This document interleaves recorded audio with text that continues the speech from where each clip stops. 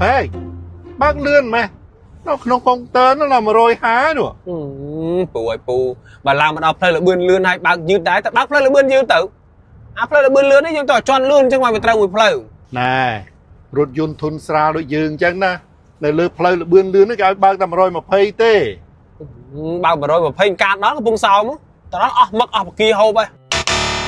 បំរាមហាមបើកបរ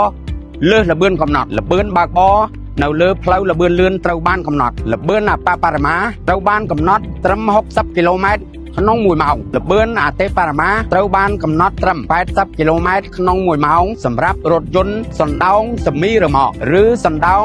យានដំណើរកំសាន្ត100គីឡូម៉ែត្រក្នុង1ម៉ោងសម្រាប់រថយន្តធុនធ្ងន់ដែលមិនមានសណ្ដោងសេមីរ៉ឺម៉កនិងតូចក្រយានយន្តដែលមានទំហំស៊ីឡាំង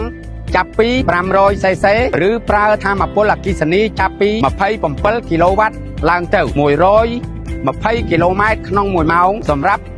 រថយន្តធុនស្រាលគ្រប់ប្រភេទគ្រប់អ្នកបើកបរត្រូវគោរពតាមផ្លាកសញ្ញានិងគំនូសសញ្ញាកំណត់ល្បឿននៅលើដងផ្លូវ